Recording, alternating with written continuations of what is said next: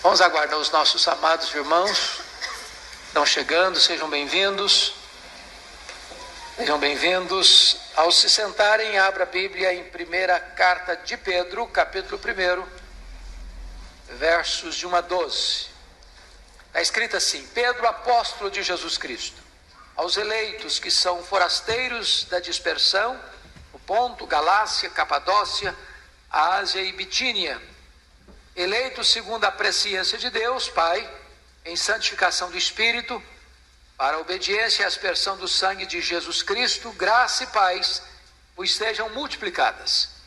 Bendito Deus e Pai de nosso Senhor Jesus Cristo, e segundo a sua muita misericórdia, os regenerou para uma viva esperança, mediante a ressurreição de Jesus Cristo dentre os mortos, para uma herança incorruptível, sem mácula, imarcessível, reservada nos céus para vós outros.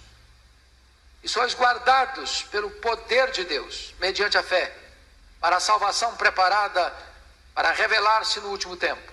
Nisso exultais, embora, no presente, por breve tempo, se necessário, sejais contristados por várias provações, para que, uma vez confirmado o valor da vossa fé, muito mais preciosa do que o ouro perecível, mesmo apurado por fogo, redunde em louvor, glória e honra na revelação de Jesus Cristo, a quem, não havendo visto, amais, no qual, não vendo agora, mas crendo, exultais, com alegria indizível e cheia de glória, obtendo o fim da vossa fé, a salvação da vossa alma. Foi a respeito desta salvação que os profetas indagaram e inquiriram, os quais profetizaram acerca da graça a vós outros destinada, investigando atentamente qual a ocasião ou quais as circunstâncias oportunas indicadas pelo Espírito de Cristo, que neles estava, ao dar de antemão testemunhos sobre os sofrimentos referentes a Cristo e sobre as glórias que o seguiriam. A eles foi revelado que, não para si mesmos, mas para vós outros, ministravam as coisas que agora vos foram anunciadas por aqueles que, pelo Espírito Santo enviados do céu, vos pregaram o Evangelho, coisas essas que os anjos anelam perscrutar. Só uma dica de português também. É muito comum nós escutarmos essas expressões, e nós que estamos estudando a Bíblia precisamos corrigir essas coisinhas pequenas.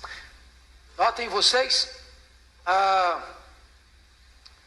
e ele, no verso 19, no verso 9, diz: obtendo o fim da vossa fé, a salvação da vossa alma. Às vezes a gente diz: Senhor, abençoa as nossas almas, abençoa os nossos corações. Está errado. Abençoa o nosso coração. Você está falando no plural, mas você só tem um coração. Então, se você estiver falando para 1000 pessoas, vamos pedir que Deus abençoe o quê? O nosso coração. Senhor, abra os nossos olhos. Senhor, abra a nossa boca, não as nossas bocas. Só tem uma. Você vai falar para 1000 pessoas, vamos abrir o quê? A nossa Bíblia, não as nossas Bíblias. Senhor, abençoa o nosso coração. Então, quando você estiver orando, nunca faz: Senhor, abençoa os nossos corações. Puxa vida, você tem 2, eu não sabia. Tem mais de um. Abençoa o nosso coração, abençoa a nossa alma. Está claro isso para vocês? Pegou a dica? Pegou a dica? Então tá bom, agora é o texto. Qual o tema de hoje? O tema de hoje é salvação presente de Deus. Vamos começar com a introdução e começando com o remetente da carta, Pedro, apóstolo de Jesus Cristo. Por que que as cartas naquela época começavam com o remetente e não como hoje usamos, com o destinatário? Porque naquela época eles não tinham livros como nós temos. Os livros eram feitos em rolos.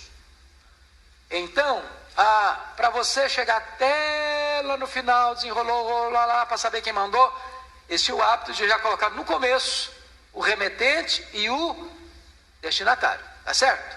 É por isso. Então, quem é o remetente aí? Pedro. E ele tem o cuidado de colocar a explicação de quem é esse Pedro. Pedro, apóstolo de quem? De Jesus Cristo. O que é que Pedro tem no coração ao se identificar, apresente a credencial apóstolo de Jesus Cristo. É que ele não está falando em seu nome. É que a autoridade por trás dele é o Senhor Jesus Cristo. Um apóstolo é alguém comissionado, com a autoridade de quem o comissionou. Ele não é apóstolo porque ele se fez apóstolo. Aliás, hoje nós estamos vendo uma multiplicidade de apóstolos. Isso não tem base bíblica nenhuma. A igreja não tem autoridade de constituir apóstolo. Só o Senhor Jesus constituiu apóstolos. É por isso que são 12. É por isso que Judas foi substituído por Matias. E você pergunta, mas se Judas foi substituído por Matias, por que alguém não substituiu Tiago quando ele foi passado ao fio da espada? É porque é exatamente isso. O Judas era um apócrifo. Ele não era um crente. Ele não era uma pessoa salva. É porque não tem sucessão apostólica. A igreja é apostólica, mas não sucessão apostólica de apóstolos. A igreja é apostólica no sentido de que ela segue o ensinamento dos apóstolos. Então, Pedro está se apresentando aqui. Quem são os destinatários? Aos eleitos que são forasteiros da dispersão. Chama a sua atenção que Pedro define os seus destinatários de 3 maneiras: espiritualmente, socialmente e politicamente. Eles são definidos espiritualmente como eleitos de Deus. Eles são definidos socialmente como forasteiros no mundo. E eles são definidos politicamente como... De que maneira aí? Da dispersão. Então vamos entender esse negócio aqui. Nós somos eleitos de Deus. É importante você entender isso. Você está aqui, eu também, não é porque nós escolhemos a Deus. Foi Deus que nos escolheu. Disse na vez passada que nós usamos expressões, precisamos repaginar as nossas expressões. Por exemplo, quando eu encontrei a Cristo, a minha vida mudou. Bom, mas não está correta essa frase.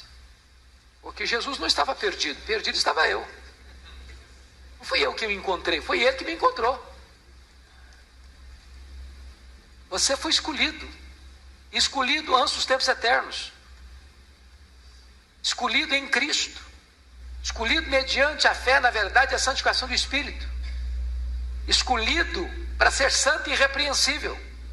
Escolhido para a prática das boas obras. Então foi Deus que escolheu você. Essa é a sua identidade espiritual. Você é um escolhido de Deus. Mas quando ele diz assim, aos eleitos que são forasteiros, eu expliquei da aula passada, mas tem gente nova aqui, eu quero explicar. A ideia de forasteiro é de um habitante temporário. Você neste mundo não é um habitante, um residente permanente. Sua pátria não está aqui. Aqui não é seu chão, aqui não é seu lar, aqui não está a sua herança. Você está atravessando, você está de passagem, e não se constrói uma casa em cima de uma ponte. Não plante suas raízes aqui, você é um forasteiro. É claro que quando Pedro trabalha isso, de forasteiro, está por trás disso a ideia de que os crentes foram perseguidos. Eles foram tirados da sua terra, das suas casas, e enxotados mundo afora. E eles estão dispersos pelo mundo, como forasteiros. E ele trabalha a questão aí da dispersão, porque essa diáspora, nós estamos pensando em 2 diásporas aqui. Aquela diáspora que acontece lá em Jerusalém, capítulo 8, e depois da morte de Estevão, todos foram dispersos, exceto os apóstolos, e por onde iam empregando o evangelho. Mas essa perseguição, ela se espalhou além de Jerusalém, para a Ásia. E esses crentes aqui, politicamente, eles estão perambulando para outros territórios, fora da sua geografia natural. Então, vejam vocês, que eles são eleitos, mas estão forasteiros, E eles vivem na dispersão onde? Ponto, Galácia, Capadócia, Ásia e Bitínia. Que lugares são esses? Eu pergunto a vocês que são instruídos na Escritura. Onde Paulo realizou a primeira viagem missionária? Quem lembra? Qual província? Província da? Qual província? Galácia. Galácia do Sul. Ficava na Ásia Menor.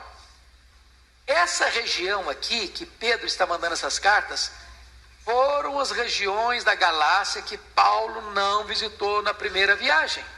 No leste, no oeste, no norte. Você percebe que então, quando Pedro escreve essa carta, toda a Ásia Menor estava sendo atingida pelo Evangelho, inclusive a capital da Ásia Menor, que era a cidade de Éfeso. Então ele está endereçando essa carta para esses irmãos dessas diversas regiões da Ásia Menor, do leste, do oeste, do norte, porque Paulo já tinha estado na região sul, na Galácia do Sul. Pois bem, vamos ver agora o plano eterno de Deus, já que nós falamos do remetente e dos destinatários. Versículo 2, vamos ler juntos? Eleitos, a presciência de Deus Pai, ação do Espírito, para a obediência e a aspersão do sangue de Jesus Cristo, graça e paz vos sejam multiplicados. Então, chama a sua atenção que na sua salvação, o Pai, o Filho e o Espírito Santo estão envolvidos. Como assim? Primeiro, o Pai elegendo, bendito Deus e Pai de nosso Senhor Jesus Cristo. E segundo a sua muita misericórdia, Deus nos escolheu, o Pai. Nós somos eleitos de Deus. E Ele nos escolheu de que maneira? Eleitos segundo a presciência de Deus Pai. O que significa isso? Eleito segundo a presciência de Deus Pai. Alguns querem dizer assim: como o Pai sabia que você ia crer em Jesus, Ele escolheu você. É certo isso? Não, não é certo. O que é certo? O Pai conheceu você de antemão e escolheu você. E porque o Pai conheceu você de antemão, que significa Ele amou você de antemão e escolheu você, você creu em Jesus. É escrito em Atos 13:48, todos quantos foram destinados para a vida eterna creram, de tal maneira que a sua eleição não tem como causa a fé. A causa da sua eleição não é a fé é consequência da sua eleição. Porque Deus o escolheu, você creu. Mas aí o que diz mais no versículo 2? Em santificação do Espírito para a obediência e a aspersão do sangue. Ele não colocou na ordem, mas a ordem agora vem, é a obra do Filho. Ele nos redime com o sangue. Então aqueles a quem o Pai escolheu, com o seu pré-conhecimento na eternidade, que você foi escolhido antes dos tempos eternos, esses foram remidos pelo sangue de Cristo. E os que são remidos pelo sangue de Cristo, o que acontece aí? São santificados pelo Espírito, em santificação do Espírito. Você percebe então que o Pai, o Filho e o Espírito Santo estão envolvidos na sua salvação. O Pai elegendo, o Filho redimindo e o Espírito Santo santificando. Então eu pergunto, de quem é a obra da salvação? De Deus. Deus Pai, Deus Filho, Deus Espírito Santo. Está claro isso? Agora ele vai fazer a saudação dele: graça e paz vos sejam multiplicadas. Vamos entender o que é graça e o que é paz. Graça, pensa comigo, que é a raiz de uma árvore. Paz é o fruto da árvore. Não tem paz sem graça, porque a paz é o resultado da graça. Você só tem paz porque a graça alcançou você. Agora, não tem graça sem paz também. Todos que foram salvos pela graça têm paz. Que paz é essa? Aqui não é a paz de Deus propriamente que ele está pensando, mas é a paz com Deus. Alguém pode me dar uma clara distinção entre paz com Deus e a paz de Deus.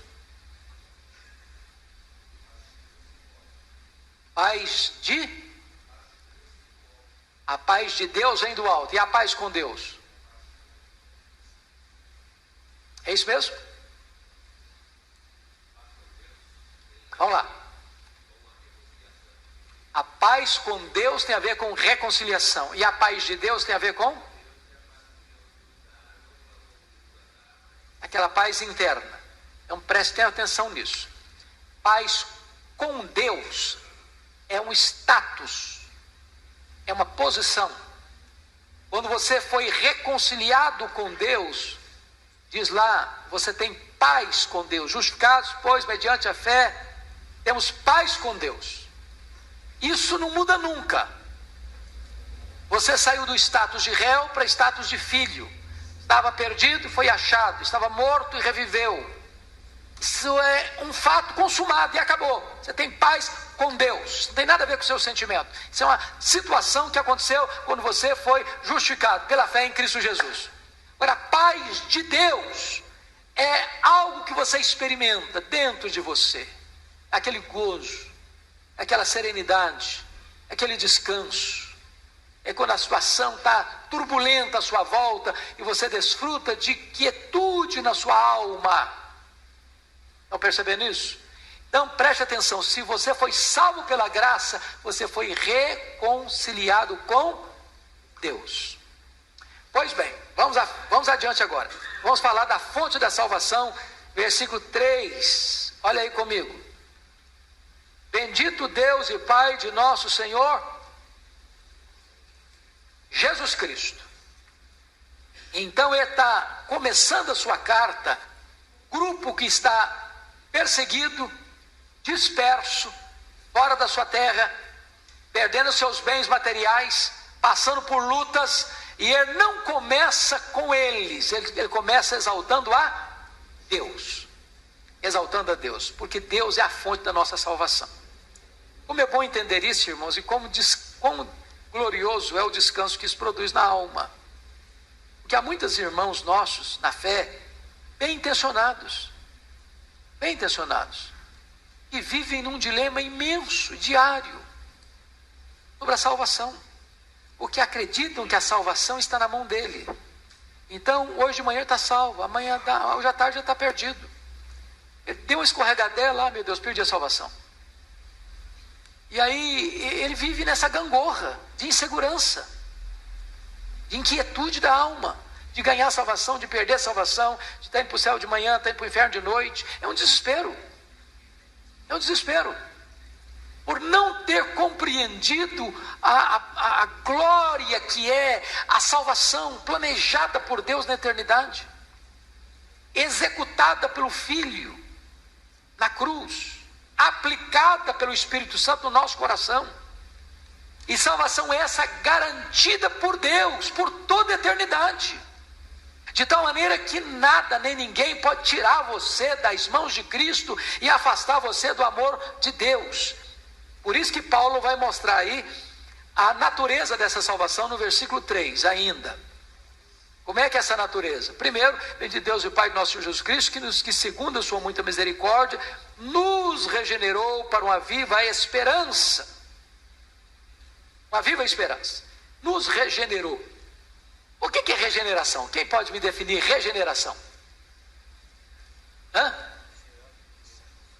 A palavra regeneração na língua portuguesa significa o quê? Gerado de novo. Você foi gerado de novo. Você foi gerado fisicamente, biologicamente. Quando houve a concepção, você nasceu fisicamente. Mas você foi gerado outra vez quando o Espírito Santo da semente incorruptível gerou você. E agora você é filho de Deus. Preste atenção numa coisa linda aqui. Você é filho de Deus de duas maneiras. Primeiro, você é filho de Deus porque Deus adotou você. Nós somos filhos adotivos. O que é um filho adotivo? Você não gerou biologicamente, mas você vai lá, pega uma criança que não é seu filho, adota como seu filho, dá a ela o seu nome, faz dela seu herdeiro e trata dela como de fato sendo filho. Você e eu somos adotados. Eu gosto muito dessa comparação, sobretudo no Dia dos Pais. Porque alguns pais aqui possivelmente não sejam pais biológicos, mas têm filhos adotivos.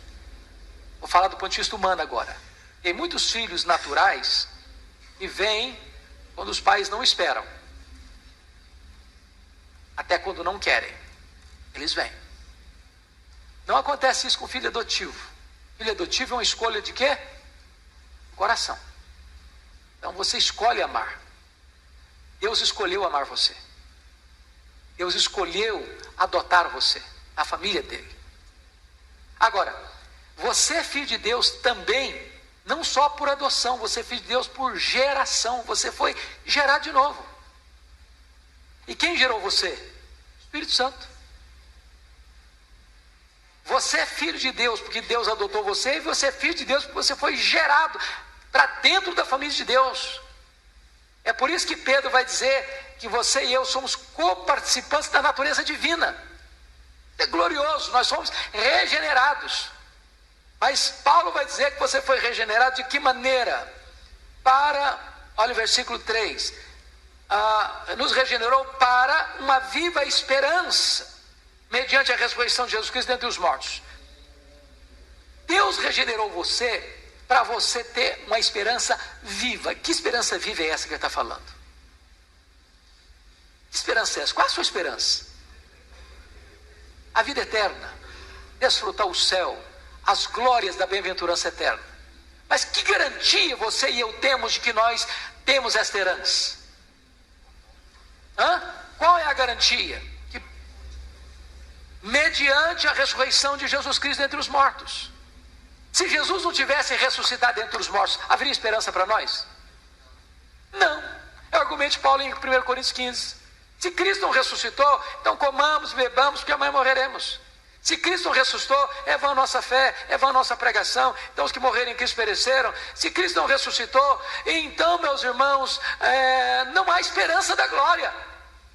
Mas se Ele ressuscitou, se Ele venceu a morte, e se Ele ressuscitou com primícia dos que dormem, e se Ele retornou para o céu, e se Ele voltou para a glória que tinha com o Pai antes que houvesse mundo, e se o pedido dele fosse para que nós pudéssemos ver essa mesma glória, você e eu temos uma rica e linda herança. Quando você entende isso, você é curado dos traumas ou dos complexos de inferioridade. Eu costumo dizer que às vezes alguns crentes, por não entender isso, têm dor de cotovelo, desculpe da expressão. Mas pessoal, quando lê Caras, lê Forbes, né? Os caras que têm seus iates, seus jatinhos particulares, suas mansões, e ele crente, está passando uma magrela por aí, passando dificuldade. Puxa vida, a vida tão difícil, está tão amarga para mim. Entenda uma coisa, você tem uma herança eterna. Sabe o que vai acontecer com o jatinho? Com o iate? Com a mansão? Ela vai ficar aqui. Vai ser entesourada por fogo. Não tem gaveta em caixão. Nem caminhão de mudança em enterro. Vocês se lembram quando John Rockefeller morreu, que foi o primeiro bilionário do mundo? Um curioso foi ao cemitério. E ele fez um esforço enorme para chegar perto do contador de John Rockefeller para fazer uma pergunta. E as perguntas de algibeira. E conseguiu. Aí chegou bem pertinho do contador e perguntou assim: e aí, cara, me conta aí, quanto é que o doutor John Rockefeller deixou? O contador respondeu: rapaz, ele deixou tudo, ele não levou nem um centavo. Agora, quando você partir, você tem uma herança eterna, que nunca vai ser destruída. Essa é a sua herança. Qual é a garantia? Jesus ressuscitou como primícia dos que dormem. Pois bem, dito isso, ele vai tratar para nós aí de falar um pouco mais dessa herança, a recompensa da salvação no versículo 4. Você pode ler o versículo 4 comigo? Vamos lá? Para uma herança incorruptível, sem mácula, imarcessível, reservada nos céus para vós outros. Então preste atenção que a sua herança não está aqui não. Bota o coração aqui não. Bota não. Você corre risco, eu corro risco de botar o coração aqui, gente? Hã? Fatal, não? Fatal.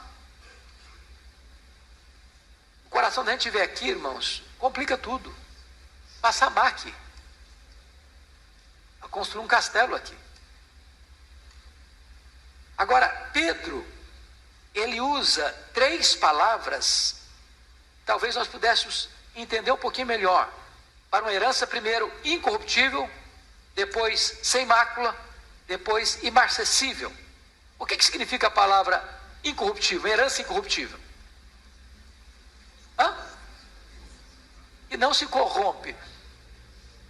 Ele vai dizer, nesse mesmo texto, no versículo 7, que o mais nobre dos metais, o ouro, é perecível. Olha aí.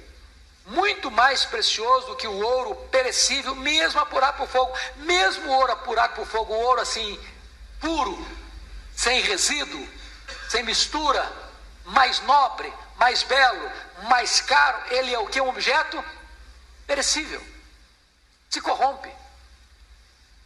Mas a herança que você tem, ela é incorruptível. Depois ele usa a palavra aí, sem mácula. O que é mácula? Mancha, nódoa. A ideia aí, no grego, era a ideia de gente que misturava água no vinho e deturpava o vinho, destruía a beleza ou o sabor do vinho. Ou de um produto que você vai lá, a embalagem diz uma coisa, mas alguém misturou um outro produto lá que não é, não pode ter o selo de qualidade. Ou seja, a sua herança não tem mácula. Terceira, é uma herança o quê? Imarcessível. Quem pode me dar uma definição, um sinônimo de imarcessível? E não murcha. Pensa numa flor bonita, e logo brota, viceja, cai ao tarde do sol, murcha e seca. Essa herança não vai murchar nunca, não vai perder sua beleza nunca, ela é eterna. Está escrito aí, reservada nos céus para vós outros. Se é reservada para você, quem está prometendo é fiel para cumprir, saiba disso, você vai tomar posse de uma herança eterna. Então para com esse negócio de ficar complexo de inferioridade, autoestima achatada.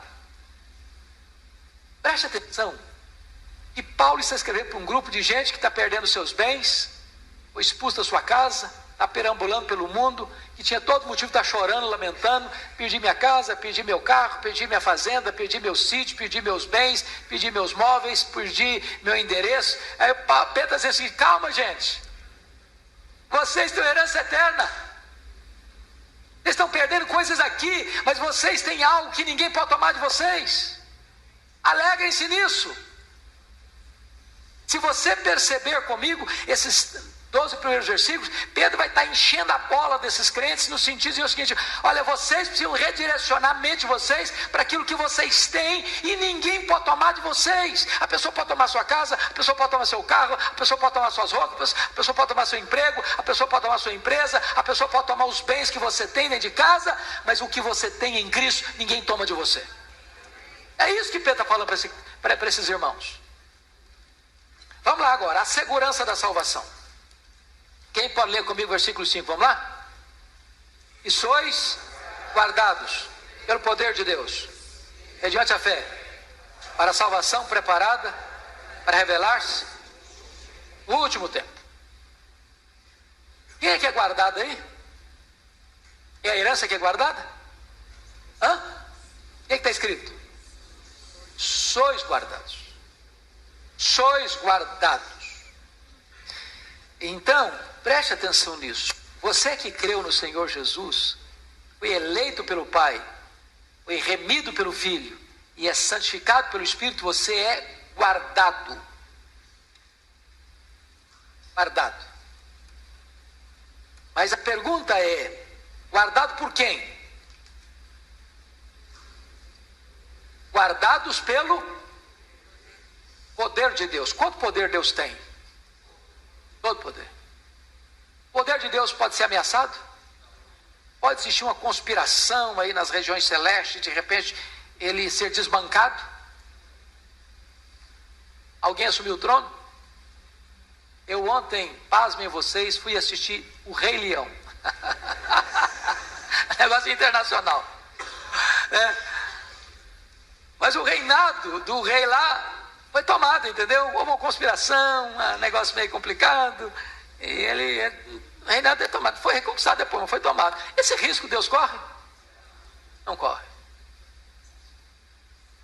Se você foi guardado e é guardado pelo poder de Deus, não há risco para você.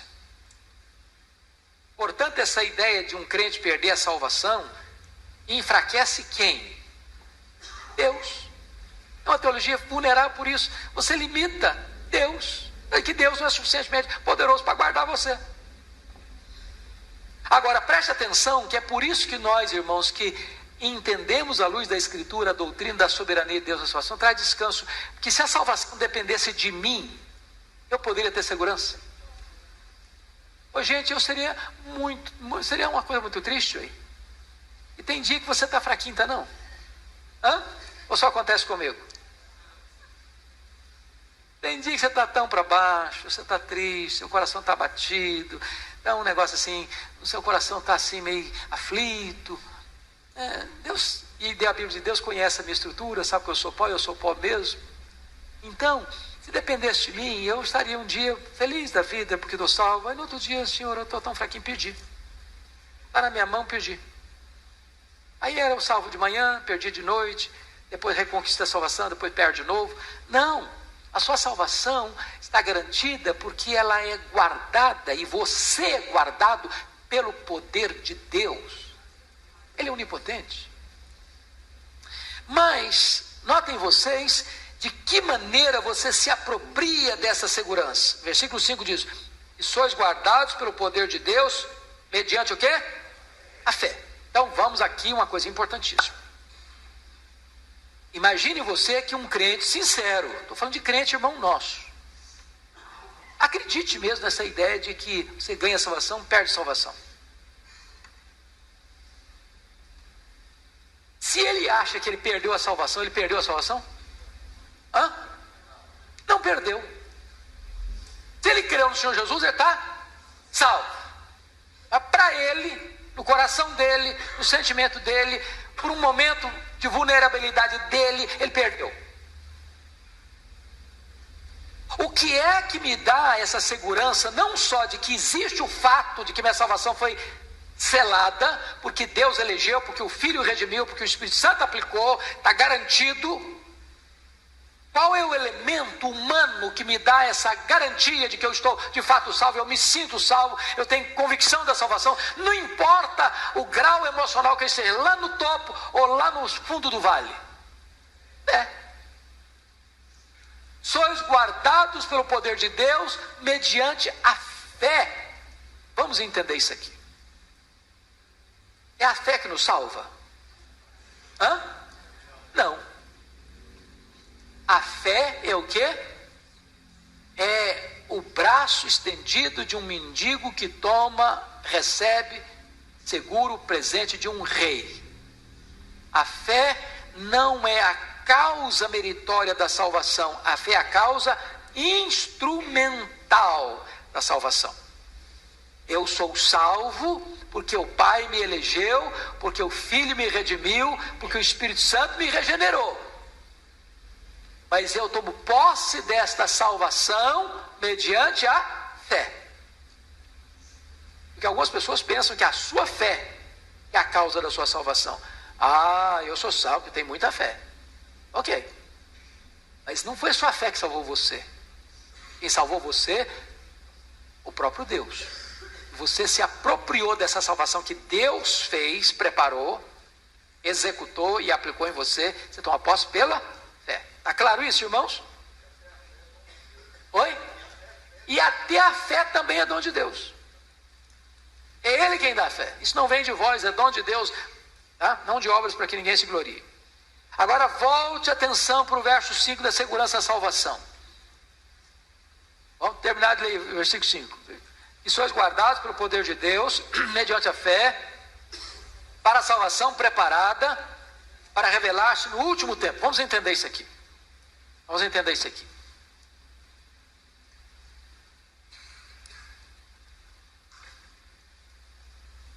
nós podemos afirmar que nós já fomos salvos, que nós estamos sendo salvos e que nós seremos salvos. Com respeito à justificação, nós já fomos salvos. Com respeito à santificação, nós estamos sendo salvos. Com respeito à glorificação, nós seremos salvos. Ou seja, a sua salvação já é assegurada agora. Quando você creu, você foi justificado. Já nenhuma condenação a mais para aqueles que estão em Cristo Jesus. Agora, nós estamos num processo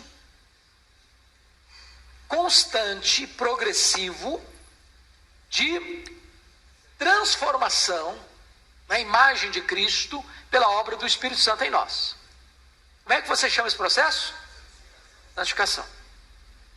Mas você ainda está num corpo corruptível, mortal.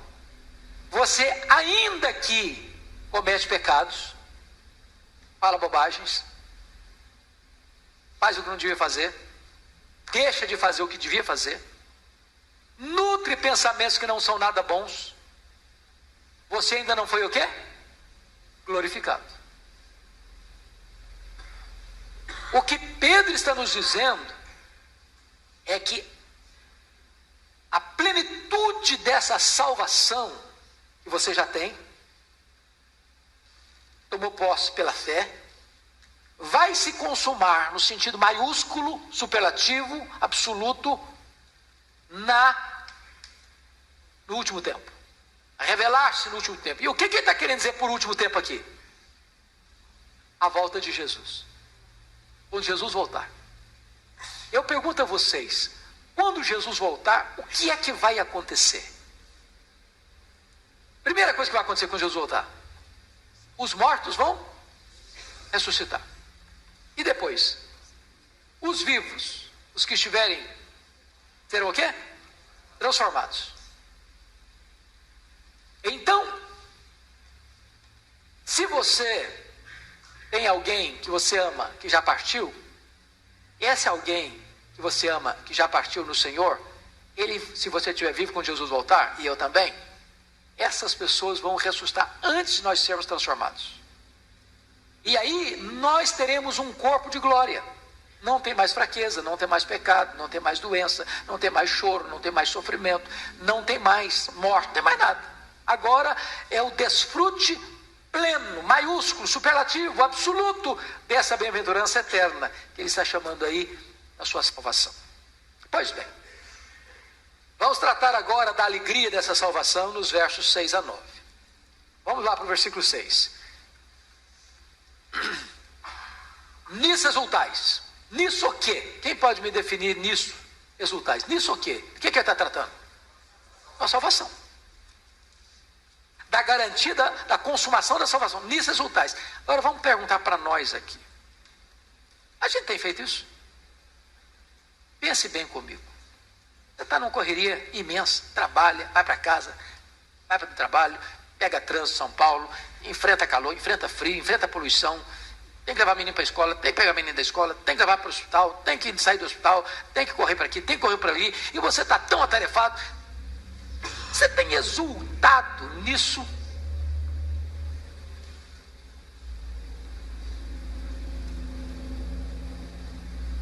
Tem hora que a gente está tão atribulado que a gente nem para exultar no que nós já temos em Cristo. Não é verdade, irmãos?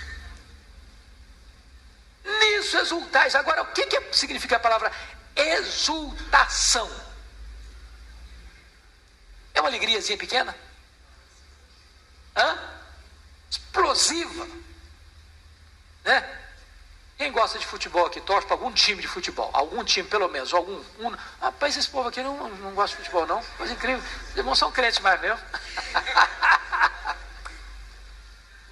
Quando o seu time do coração está jogando, e está numa disputa final de campeonato, e lá aos 45 do segundo tempo, ele faz aquele gol que dá o título para ele, gol. É assim que você fala gol? Não é. Você exulta, mas Pedro está dizendo que você deveria exultar nisso, de você ter uma salvação segura, onde você vai tomar posse de uma herança eterna, você vai ter um corpo de glória, você vai estar para sempre com o Senhor. Nisso exulte. E ele não está falando para um grupo que foi promovido, não, ele está falando para um grupo que está perseguido e disperso pelo mundo. Nisso exultais. Agora vejam vocês, eu vou perceber, chamar a sua atenção para um ponto. Embora no presente, por breve tempo, se necessário, sejais contristados por várias provações. Pedro vai dar uma balanceada, porque é possível que às vezes as pessoas dizem: Pedro, você está falando isso porque você não sabe quem está vivendo, cara. Você está escrevendo uma carta para a gente, você está longe de nós estamos aqui nessa província da Ásia Menor aqui, e nós estamos passando muita luta. Você nem está sabendo direito. Perdemos nossa casa, fomos expulsos de casa, perdemos nossos bens. São perseguidos, a gente passa, tem perseguição para cima da gente. Que negócio é esse? Exultar como? Nós estamos abatidos, nós estamos tristes. Então, para um pouquinho aqui comigo. No mesmo texto que ele fala que você deve exultar, ele admite que tem hora que você é o quê? Contristado. Então, por que Pedro está dizendo isso? Para você não criar a ideia de que, então não sou crente não. Não sou crente não, é porque hoje eu estou triste mesmo. Estou triste. Eu tinha um colega pastor, eu ficava meio bravo com ele quando ele ia fazer funeral. Ia ser funeral comigo. Eu tinha muitos parentes, amigos, assim, comuns. E ele ia fazer os funerais, e ele queria fazer do funeral uma festa. Não combina, gente. Você já enterrou algum ente querido seu? Pai, mãe, irmão? Você está feliz da vida naquele dia ou você está triste? Você está dando gargalhada ou você está chorando? Você está chorando, mas não é possível. É choro mesmo. É choro. O coração está apertado mesmo. Isso não significa que você não tem esperança. Isso não significa que você não tem fé. Significa que você, ao ser crente, não perdeu a sua humanidade. Ora, Jesus chorou no túmulo de Lázaro. Você lê a Bíblia e você nota lá que os crentes lá do passado, eles tinham dias de luto. Nem por isso eles não eram crentes. Então tem hora que você está triste, você é contristado.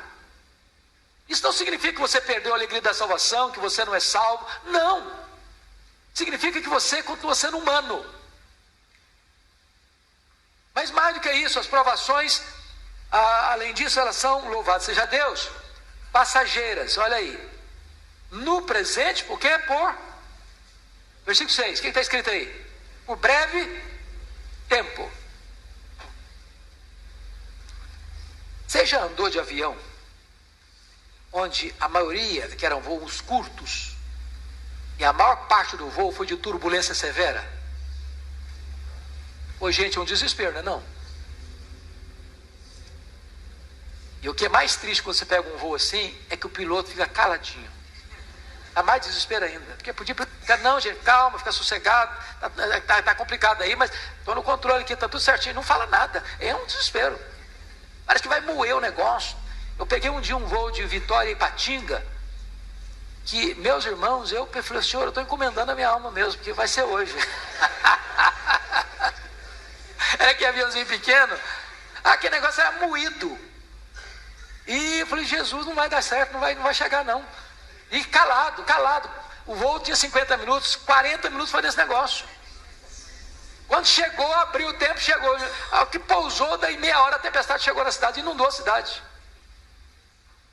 Agora, ninguém suporta, irmãos, uma vida toda de provações. Tem refresco também, tem alívio também. Por isso ele diz, por breve tempo. Louvado seja Deus que é assim, né? Louvado seja Deus.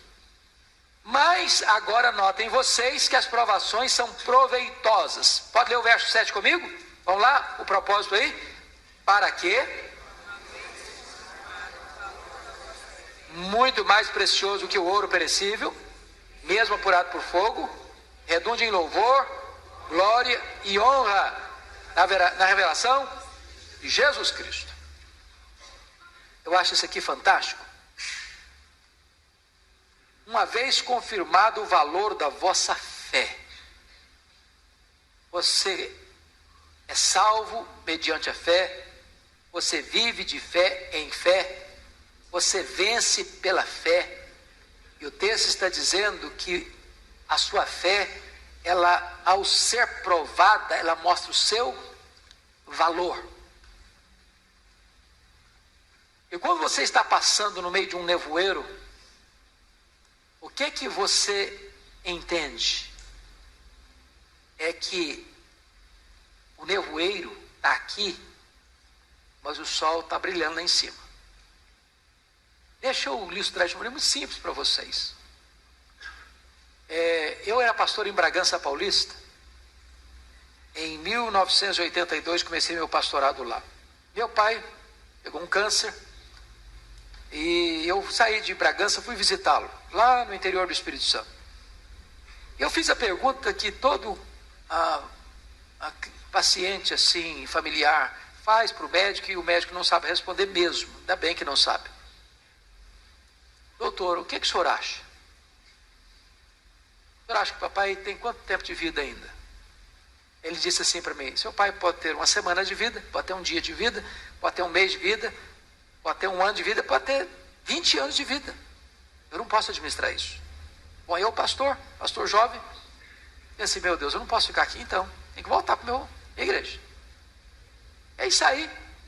Quando eu cheguei em Bragança, o telefone falou: seu pai acabou de falecer. Eu falei, puxa vida, eu podia ter ficado lá com ele, do lado dele.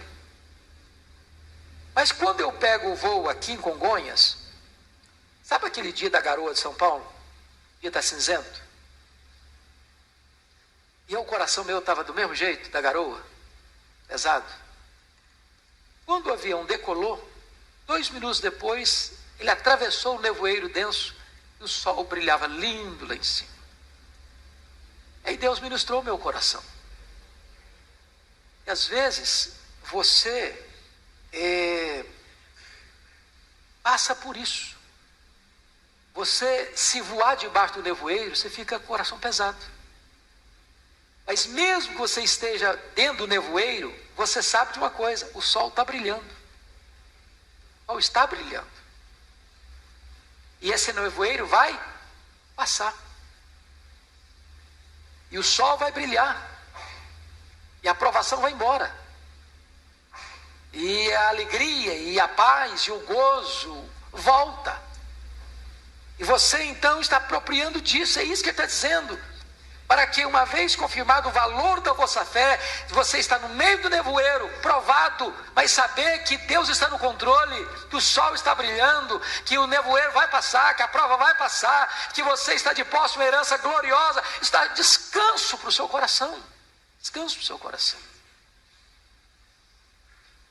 Então, isso vai redundar em louvor, glória e honra na revelação de Jesus Cristo. Pois bem, amados irmãos, notem vocês que agora o versículo 8, pode ler o 8 comigo? A quem, não havendo visto, a mais, o qual, não vendo agora, mas crendo, exultais, com alegria indizível, cheia de glória. Alguém viu Jesus aí? Você viu Jesus com seus olhos físicos? Como é que você sabe que ele existe? Pela fé. Você não viu, mas você o ama. No qual não vendo agora, mas nós vamos ver, não vamos? E vamos ver de que maneira? Face a face. Não vendo agora, mas crendo, exultais. De que maneira? Com alegria. De que tipo de alegria? Indizível e cheia de glória. Para mim essa é uma das expressões mais lindas da Bíblia. Você exulta com alegria indizível e cheia de glória. Não tem time de futebol, não tem promoção no emprego, não tem vestibular, não tem sucesso profissional, não tem alegria humana que se compara com esta alegria, que você exulta com alegria indizível e cheia de glória. Sabe quanto tempo essa alegria vai durar? Para sempre. Essa alegria não vai ter mistura de tristeza, de dor, de frustração. Quando você para pensar nessa grande salvação que Deus preparou para nós, irmãos, as nossas palavras ficam curtas demais para descrevê-la. Mas vamos concluir. Nós temos ainda mais 5 minutinhos. A antiguidade dessa salvação. Versículo 10. Foi a respeito desta salvação que os profetas indagaram e inquiriram, os quais profetizaram acerca da graça a vós outros destinada. Em outras palavras, ele está dizendo o seguinte: meus irmãos, o que eu estou ensinando para vocês não é novidade não. O que eu estou ensinando para vocês é o mesmo que os profetas falaram, indagaram. Ou seja, há uma unidade entre o Velho e o Novo Testamento. Há uma unidade entre a Velha e a Nova Aliança. A palavra de Deus é una. Então, os profetas perguntaram acerca dessa salvação. Olha comigo, versículo de número 11. Investigando atentamente qual a ocasião, ou quais as circunstâncias oportunas indicadas pelo Espírito de Cristo, que neles estava ao dar de antemão testemunho sobre os sofrimentos referentes a Cristo e sobre as glórias que os seguiriam. Os profetas, eles investigaram. De que maneira? Atentamente. Quando você crê que a Bíblia foi inspirada por Deus, não significa que cada palavra foi soprada no sentido de que os profetas eram apenas amanuenses, como se eles não entendessem nada, como se não passasse por eles. Não, a revelação de Deus foi dinâmica, plenária. Deus usou esses homens, a inteligência deles, o background deles, a cultura deles, o contexto deles, para que eles pudessem escrever aquilo que também eles investigaram atentamente. Por isso que cada um tem seu estilo. Cada um entrega a mensagem de acordo com a sua personalidade. Mas o Espírito Santo assistiu tanto na investigação quanto no registro. A Escritura é inspirada por Deus nesse sentido. E eu quero concluir.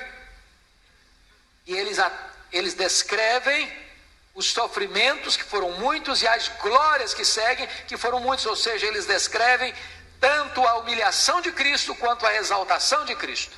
Agora vamos ler todos juntos o versículo 12 para encerrar. Vamos lá?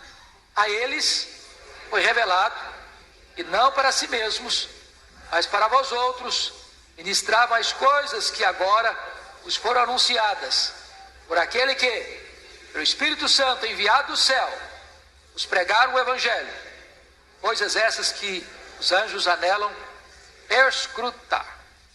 Então notem vocês que os profetas apontavam a salvação que era destinada para aqueles crentes. Quando Cristo veio, quando Cristo trouxe o Evangelho, eles apontavam para a igreja. Essa é o que Pedro está dizendo. Eles apontavam para a igreja, apontaram para você, apontaram para mim.